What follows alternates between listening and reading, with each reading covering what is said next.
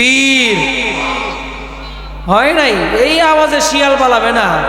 কাফের তো পালানো বহুত দূরের কথা, শিয়ালও পালাবে না। আরেকবার বলি লিল্লাহি তাকবীর। সারা জলটাকে যেন থরথর করে কেঁপে ওঠে, চতুর্দিক থেকে যেন গুঞ্জন সৃষ্টি হয় যে এই পুলের পারের মানুষগুলোর ইমানের জজবা এত, তাদের আল্লাহু আকবার তাকবীরের আওয়াজে বাদশাহ হারুনুর রশিদ রহমতুল্লাহ আলাইহির জামানায় যখন আব্দুল্লাহ ইবনে মুবারক রহমতুল্লাহ আলাইহি বাগদাদ নগরীতে আসছেন, আসার পর তিনি হাঁচি দিয়েছিলেন। হাঁচি দেওয়ার পর তার ছাত্ররা হাঁচির উত্তরে বলেছিল ইয়ারহামুকাল্লাহ। বাদশার স্ত্রী জিজ্ঞেস করলো বাগদাদে কি কোনো বিদ্রোহ হয়েছে কিনা? বাদশাহ বলল না, আব্দুল্লাহ ইবনে মুবারকের ছাত্ররা তার হাঁচির উত্তর দিয়েছে, এই জন্য এত আওয়াজ বাগদাদে প্রকম্পিত হয়েছে। বাগদাদের এই নগরীতে যদি হাঁচির আওয়াজের উত্তরে ইয়ারহামুকাল্লাহর আওয়াজ এত বড় হতে পারে, তাহলে আমাদের তাকবীরের আওয়াজ আরো বড় হতে পারে কি পারে না? আওয়াজ নাই, লড়ে সরে না। আরো জোরে বলি, আওয়াজের উচ্চতা বড় হতে পারে কি পারে না? লিল্লাহি তাকবীর।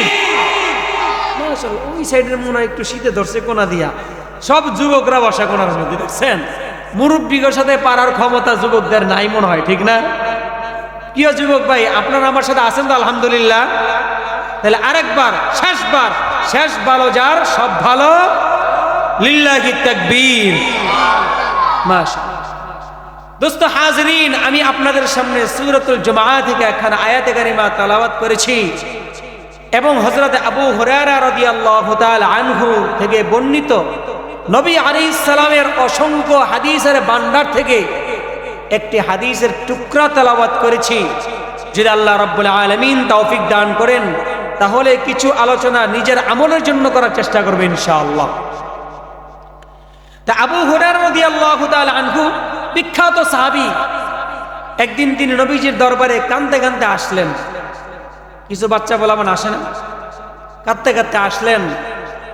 আসার পর নবীজি সবসময় জিজ্ঞেস করেন, প্রত্যেক সাহাবীর অবস্থা জিজ্ঞেস করতেন যে ওই তোমার খবর কি? প্রত্যেকে নাম ধরে ধরে জিজ্ঞেস করতেন।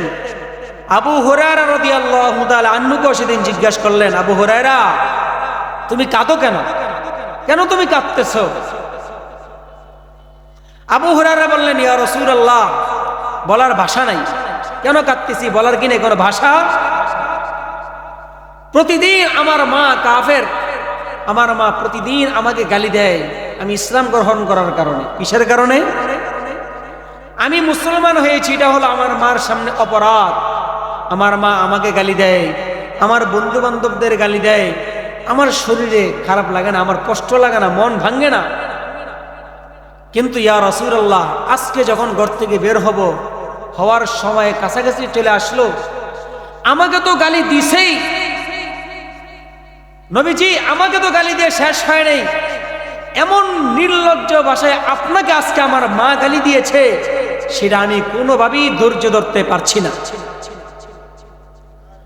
আমার মা আপনাকে নিয়ে গালি দিবে আর আমার মা আপনাকে গালি দেওয়ার কারণে জাহান্নামে যাবে, সেই দুঃখে আমার কলজা ছিঁড়ে কান্না আসতেছে। হযরত আবু হুরায়রা রাদিয়াল্লাহু তাআলা আনহু নবীজির দরবারে আরজ করে বললেন, ইয়া রাসূলুল্লাহ, ইয়া হাবিবাল্লাহ, এতগুলো মানুষের মা যদি মুসলমান হয়ে জান্নাতে যেতে পারে, অনেক মানুষের বাবা মুসলমান হয়ে যদি জান্নাতের সার্টিফিকেট পেতে পারে, আমি আবু হুরায়রার কপাল কি এতই খারাপ যে আমার মা মুসলমান হবে না? ওগো নবীজি, আপনি আমার মার জন্য একটু দোয়া করেন। সুবহানাল্লাহ বলবো না? ওগো নবীজি, আপনি আমার মার জন্য একটু দোয়া করেন, আল্লাহ যেন আমার মাকে হেদায়েতের সুশীতল ছায়াতলে নিয়ে আসে, ইসলামের সুরম্মা প্রাসাদে তাকে প্রবেশ করার জন্য তৌফিক দান করে। সুবহানাল্লাহ। আবু হুরায়রা রাদিয়াল্লাহু তাআলা আনহু নবীজির দরবারে যখন নারজ করলেন, নবীজি বললেন, আবু হুরায়রা, কান্না করবে না, মন ভাঙবে না। আমার রব বলেছেন লা তাকনাতু মির রাহমাতিল্লাহ। ও আল্লাহর বান্দা, যত গুনাহ করো না কেন, যত অপরাধ করো না কেন বান্দা, তোমার অপরাধের রাস্তা যেখানে শেষ, আমার ক্ষমার দরিয়া সেখান থেকে শুরু হয়ে যায়। বান্দা আমার কাছে মাপ চাবে, আমি আল্লাহ তোমাকে মাফ করে দিব। মাফ করার একমাত্র মালিক কে? জোরে বলি কে? মাফ করার একমাত্র মালিক হলেন আমার আপনার রব। আমার আপনার রব রূহের জগতে আমাকে আপনাকে একটি স্বীকৃতি নিয়েছিলেন। আমার আপনার থেকে একটি স্বীকৃতি আমার রব, আপনার রব নিয়েছিলেন। রূহের জগতে আমাকে আপনাকে জিজ্ঞেস করেছিলেন, আল্লাহর বান্দা, ও আমার বান্দা, ও আব্দুল কুদ্দুস, আব্দুর রহমান, রহিমা, করিমা, সকিনা, আমি তোমাদের সবাইকে জিজ্ঞেস করতেছি, আলাস্তু বিরব্বিকুম, আমি কি তোমাদের রব নই? আল্লাহ জিজ্ঞেস করলেন, ও বান্দা, আমি কি তোমাদের রব নই? সমস্ত মানুষ সেদিন সমস্ত সুউচ্চ কণ্ঠে, বলিষ্ঠ কণ্ঠে আওয়াজ তুলে বলেছিল, ক্বালু বালা। সকলেই সমস্যা বলেছিল, আল্লাহ আপনি ছাড়া আমাদের রব আর কেউ নয়। আপনি হলেন আমাদের রব, আপনি হলেন আমাদের সব। ঠিক কি ঠিক না? আল্লাহ আমার রব, ওই রবি আমার সব। দমে দমে তনু মনে তারি অনুভব। ঠিক কি ঠিক না বলেন? আল্লাহ রাব্বুল আলামিন বলেন, আমার বান্দা আমাকে শয়নে স্বপনে, সুখে দুঃখে, আড়ালে আবডালে, আপদে বিপদে সদা সর্বদা আমাকে ডাকে। আমাকে রব বলে ডাক দে, আল্লাহ বলে ডাক দে। আমার বান্দা আমাকে ডাক দিতে দেরি, আমার আল্লাহর রহমতের দরিয়া খুলতে দেরি হয় না। আমাদের শোনার আগে লোকনাথ ব্রহ্মচারী নাম শুনছেন আপনারা? লোকনাথ ব্রহ্মচারী একটা আশ্রম আছে, সেখানে লেখা আছে, জলে বনে জঙ্গলে যেখানেই বিপদে বড়, আমাকে স্মরণ করিও, আমি রক্ষা করব। জোরে বলি নাউজুবিল্লাহ, আরো জোরে বলি নাউজুবিল্লাহ। জলে স্থলে জঙ্গলে রক্ষা করার একমাত্র মালিক কে? আরো জোরে বলি কে? আমার আপনার রবের নাম হলো আল্লাহ। আর কাদিয়ানী সম্প্রদায়ের রবের নাম হলো এলাশু। নাম কি? এলাশু। আমার আপনার রবের নাম কি? আল্লাহ। কাদিয়ানী সম্প্রদায়ের নাম শুনছেন তো?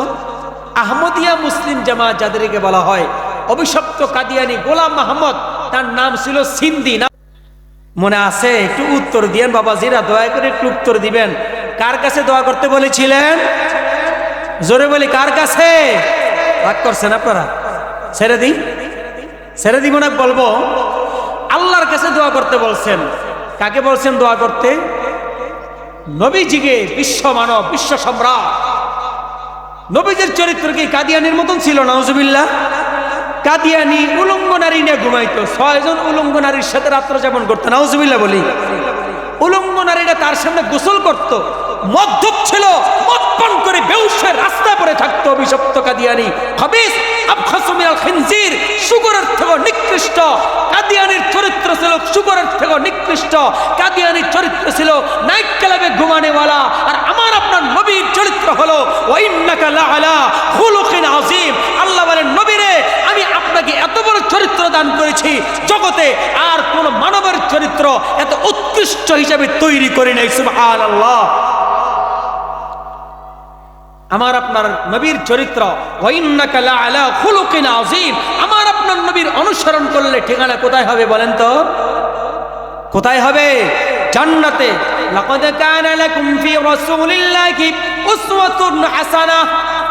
আল্লাহ বলেন, বান্দারে তোমার নবী, আমার প্রেরিত রাসূলের, তোমাদের নবী মুহাম্মদ সাল্লাল্লাহু আলাইহি ওয়াসাল্লামের অনুসরণ যদি করো, উসওয়াতুন হাসানা, নবীর জীবনের মধ্যে আছে তোমাদের জন্য উত্তম আদর্শ। সুবহানাল্লাহ। আমার আপনার আদর্শ শিখতে হলে কার কাছে যেতে হবে? নবীর শিক্ষা অর্জন করতে হবে। কার শিক্ষা? আর কাদিয়ানীদের আদর্শ গ্রহণ করলে লুচ্চা হওয়া ছাড়া সম্ভব নয়। ঠিক কি ঠিক না বলেন? লুচ্চা, বিশ্ব লুচ্চার নাম ছিল গোলাম মোহাম্মদ কাদিয়ানী, অভিশপ্ত। সবাই বলি আল্লাহ তার এই কবরকে জাহান্নামের আগুন দিয়ে ভরপুর করে দিন, চিৎকার করে বলি আমিন। চিনছেন তো কাদিয়ানীকে? কাদিয়ানীর চরিত্র, নাইট ক্লাবের সারাদিন নাইট ক্লাবে পড়ে থাকতো। এক ফোঁটা পানির উপরে নবী হাত রাখার মাধ্যমে যদি জান্নাতের ফোয়ারা তৈরি হতে পারে, নবী আল্লাহর দরবারে হাত তুললে মুমিনদের জন্য দোয়া কবুল হবে না, এটার কোনো ভুল আসেনি। না না না, নবী হাত তুলতে দেরি, আল্লাহর কাছে দোয়া কবুল হতে দেরি হবে না। আবু হুরায়রা রাদিয়াল্লাহু তাআলা আনহুকে নবীজি বললেন, আবু হুরায়রা রে, যাও যাও, এক পেয়ালা দুধ সবার মাঝে বন্টন করে দাও। আবু হুরায়রা বন্টন করে আর পেয়ালার দিকে তাকায়, না জানি শেষ হয়ে যায়। আবার বলছে, মেজবান পরে খাওয়া লাগে, মেহমান আগে খায়। মেজবান পরে খায়, মেহমান আগে খায়। এখন আমাদের এলাকার মা বোনদের মধ্যে এই বৈশিষ্ট্য আছে আলহামদুলিল্লাহ। মেহমান বাড়িতে যখন আসে, মা বোনরা সুস্বাদু খাবারগুলো পাকিয়ে পাকিয়ে মেহমানের সামনে পেশ করে, মেহমান পরিতৃপ্ত হয়ে যখন বলে, আল্লাহ যেই বান্দি পাক করে আমাদেরকে পরিতৃপ্তর সাথে খাবার খাওয়াইল, আল্লাহ আপনি ওই বান্দিকে হাসরের ময়দানে উত্তম খাবারের ব্যবস্থা আপনি করে দিয়েন। সুবহানাল্লাহ। আমাদের মা বোনদের দিলগুলো খুশি হয়ে যায়, তাদের কষ্ট মনে হয় না। মেহমানের মেহমানদারি করার পর বাড়ির মেজবানরা খায়, থাকলে খায়, না থাকলে খায় না। ঠিক কি ঠিক না বলেন? আবু হুরায়রাও চিন্তা করতেছেন, আমার পেটেও ক্ষুধা আছে, সমস্ত সাহাবীর পেটেও ক্ষুধা আছে। এক পেয়ালা দুধের মাধ্যমে তো খাবার সবাইকে পান করানো সম্ভব নয়। আবু হুরায়রা সবার হাতে দেয় আর পেয়ালার দিকে তাকায়, সবার হাতে দেয়, পেয়ালার দিকে তাকায়। ইতিহাস বলে সেদিন আবু হুরায়রা এক পেয়ালা দুধ 70 জনের ঊর্ধ্বে সাহাবীদের হাতে অর্পণ করেছিলেন। সুবহানাল্লাহ। সে আবু হুরায়রা রাদিয়াল্লাহু তাআলা আনহু থেকে বর্ণিত, নবী আলাইহিস সালাম বলেন, ও মুসলমান, আল্লাহর বান্দা শুনে রাখো, তোমরা ওয়াজ মাহফিলে যারা এসেছো তোমরা ব্যর্থ নয়, তোমরা ব্যর্থ নয়। তোমাদের সময়গুলো অহেতুক নষ্ট হয় নাই। বলতে পারেন, হুজুর যত ওয়াজ হয় সব তো মনে রাখা সম্ভব নয়, বাড়িতে তো কিছুই নিয়ে যেতে পারি না। মা বোনরা কান খুলে শুনবেন, মা বোনদের মধ্যে এমন চিন্তা আসতে পারে, ওয়াজ মাহফিলে গিয়ে লাভ কি, কিছুই তো বাড়িতে আনতে পারি না।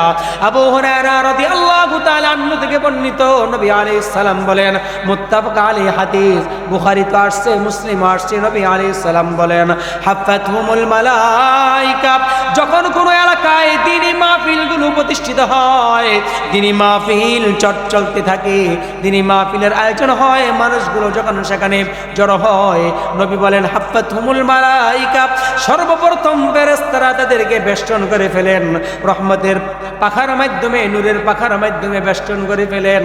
ওয়াগশিয়াতহুমুর রাহমা, এবং তাদেরকে রহমতের মাধ্যমে আচ্ছাদিত করে ফেলেন। ওয়া নাযালাত আলাইহিমুস সাকিনা, 3 নম্বরে আল্লাহ রাব্বুল আলামিনের পক্ষ থেকে তাদের উপরে রহমত বর্ষিত হতে থাকে। এর জন্য সবচেয়ে দামি জিনিস হলো গুনাহমুক্ত থাকা। হযরত আবু হুরায়রা রাদিয়াল্লাহু তাআলা আনহু থেকে বর্ণিত, নবী আলাইহিস সালাম বলেন, বুইসতুলু লিউতাম্মিমা মাকারিমাল আখলাক। ও বিশ্ব মানব, ভালো করে শুনে রাখো, মানুষ আমার উম্মতেরা শুনে রাখো, আল্লাহ রাব্বুল আলামিন আমাকে কেন পাঠাইছেন? লিউতাম্মিমা মাকারিমাল আখলাক, আমি যেন সমাজের মানুষগুলোকে, জগতের মানুষগুলোকে আমি উত্তম আদর্শের শিক্ষায় শিক্ষিত করে তুলি। কোরআনের মাহফিলগুলো মানুষকে মানুষ হিসেবে তৈরি করে। ঠিক ঠিক না বলেন?